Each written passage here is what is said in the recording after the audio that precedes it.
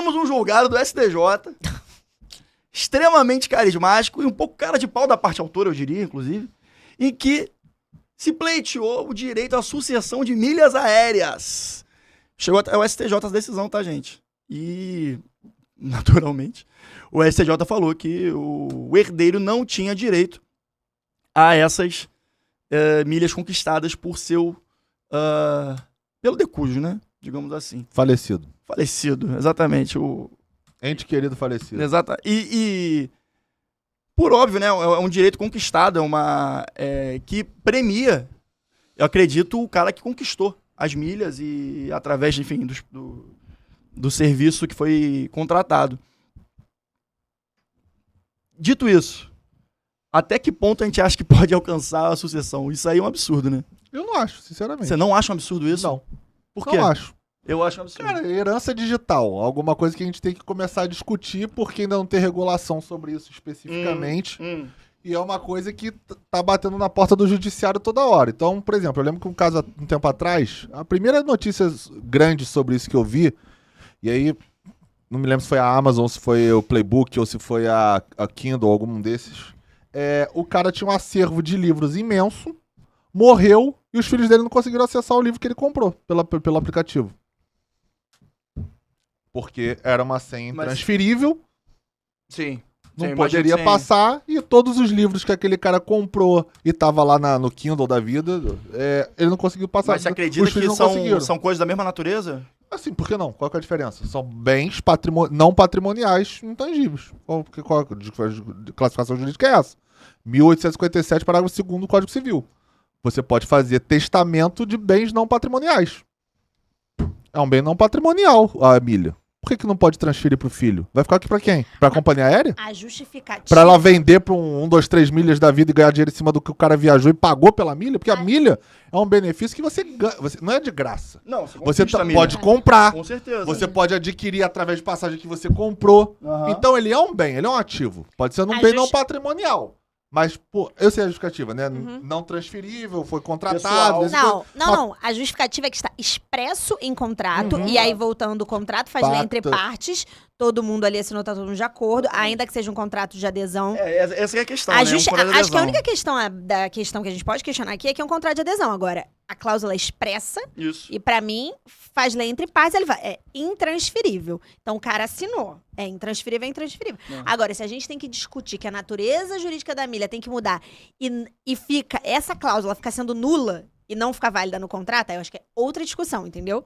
Não, eu entendi o que você tá falando. É pacta sunt servanda, contrato entre as partes, ok. Exatamente. Só que aí, voltamos, né? É um contrato de adesão, o cara não pode revisar essa cláusula, e é um bem, é um ativo do cara, querendo ou não. Então, aí, se a gente for fazer isso, você não pode ter acesso, por exemplo, às fotos quando, eventualmente, o seu ente querido falecer, e você perde as fotos, por exemplo, no Facebook da vida que você podia ter lá, no seu Instagram, alguma coisa que você não vai ter direito.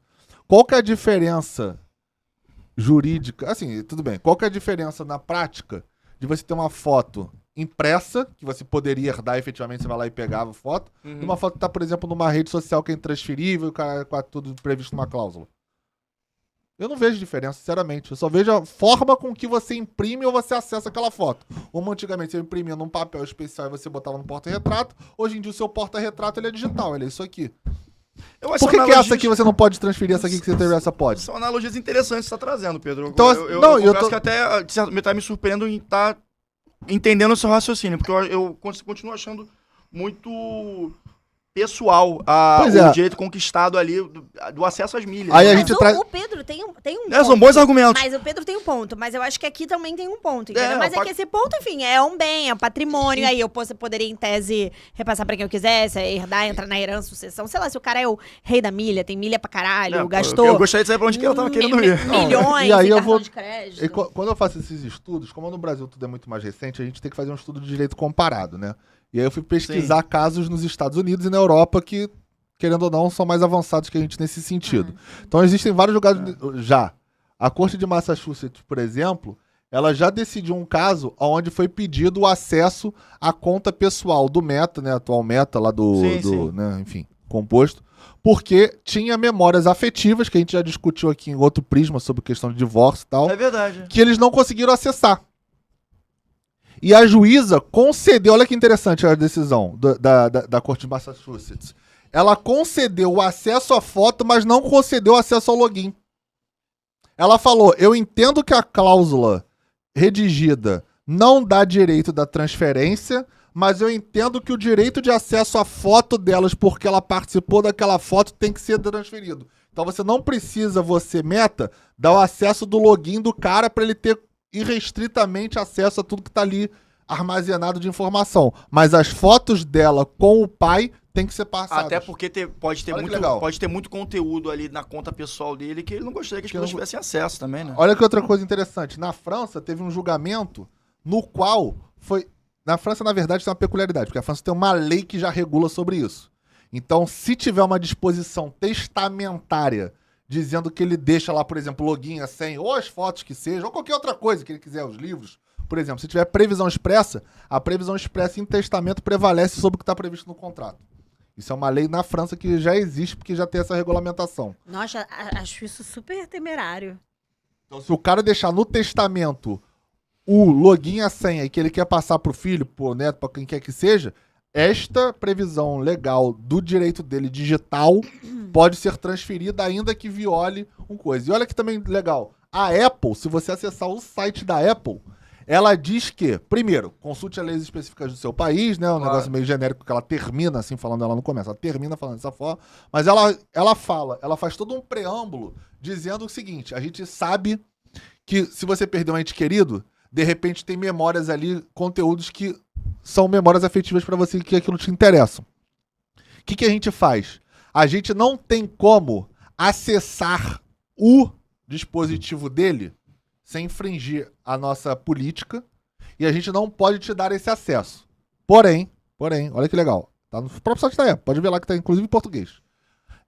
Porém, se você que tiver algum conteúdo ali e se você trouxer as certidões legais, os documentos legais que provem que você, por exemplo, é um herdeiro daquela pessoa, e ela cita expressamente, por exemplo, uma certidão de óbito e inventário, ela vai te dar aquele conteúdo, ou seja, as fotos que estão no iCloud, tudo que tiver no iCloud, ela fala especificamente do iCloud, pra você, e ela vai fazer um refurbish da conta daquela pessoa, ou seja, ela zera a conta pra você não ter acesso, pra ninguém ter acesso, já que a pessoa morreu, mas ela te dá o conteúdo que tá armazenado no iCloud pra você usar se você provar que você é herdeiro dele. Tá no próprio site da Apple, olha que também é interessante. Mas eu acho que esse seu exemplo só se assemelha a esse porque isso está armazenado em um meio virtual. No mais não se assemelha, na minha opinião. Jurídica. Então, tudo isso é herança digital, né? Na minha opinião jurídica, tudo entendeu? É uma questão de natureza jurídica do que a gente tá discutindo. Exatamente. Entendeu? Isso aí é patrimônio indiscutível. Agora, milha é indiscutível. Qual é a natureza jurídica da milha? Milha é uma bonificação? O que é milha? Qual é a natureza jurídica? Acho que são coisas diferentes. Direito não patrimonial. Não. Sim. Lógico que é. É não patrimonial. Não sei. Não, assim, pode então, ser um direito da... Então, não sei. É isso que eu tô levantando. Vale até uma pesquisa. O que é a milha? Qual é a natureza jurídica da milha? Porque essa aqui é indiscutível. Aí vai, se a Apple te dá acesso, etc, etc. Isso é uma coisa. É tipo o meu celular, só minhas fotos e tal. O que está armazenado digital. Agora, milha... Então... Inclusive, tudo isso leva em consideração... Desculpa te cortar, Pedro. Claro. O que a gente estava vendo hoje, quando a gente entrou na arena de EdTech, que é metaverso. Metaverso é isso. Tudo que tá lá, tudo que você vai construir lá. Como que vai fazer? Ainda assim, acho diferente da milha, tá? Acho um caso diferente, mas é o caso que é parecido com o que o Pedro tá falando do que você armazena no seu celular, no seu iPhone, no seu iOS, sei lá, o dispositivo que você usa. Se assemelha, entendeu? Porque ali você cria um patrimônio de fato. Você cria uma coisa que vai valer dinheiro. Entendeu? Agora, aí a milha, beleza, a milha vale dinheiro. É isso. Entendeu? Então, ou você entende como ela é um patrimônio, e aí naturalmente você faz a sucessão normal, aqui, agora eu me ou você convenci. bota como não patrimônio. Acabei de me convencer. A milha vale dinheiro. A milha vale dinheiro. É vendável, inclusive. Você pode chegar e vender. Eu quero vender minha milha. Você vende pro seu cartão de crédito, você vende pra uma companhia tipo 1, 2, 3 milhas da vida. Tem um valor. A milha tem um valor. É precificada. Você consegue botar um preço na milha. Não. Mudei de opinião. Então, assim, A cláusula é abusiva. Nula de pleno direito. Acabou. Eu acho que você... tudo é discutido, tudo tem que ser fundamentado e não dá pra sair também dando a torta direito qualquer coisa. O que o planejamento sucessório da milha pode dar confusão aí em algumas famílias, dependendo do arcabouço ali que o cara tem. Se a gente quiser ser chato, a gente tem que começar também, se isso vira um patrimônio, tem que precificar e pagar imposto sobre aquilo, de repente. Pois é. É verdade. É verdade. Também gera, se não for um valor irrisório, que aí você tem que ver a lei, por exemplo, estadual aí da onde você esteja, porque o ITCMD é um imposto estadual, geralmente tem uma faixa de alíquota que você é isento. Então, no Rio de Janeiro, por exemplo, tem. Então, dependendo do valor, é até isento de imposto. Brasil, ou não. quer rir, tem que fazer rir. Exatamente. Quer herdar milha? Vai ter que pagar ITCMD sobre a milha. Vai ter uma transferência não onerosa de milha. Ia fazer como? Exato. Doação. Se eu sou o juiz desse caso, eu mando citar o PGE. Se vender milha, vai pagar... o PGE. Não, mas aí ele não pode criar lei. Se vender milha, vai pagar ITBI? Não, mas se Qual a você confusão for, que fica?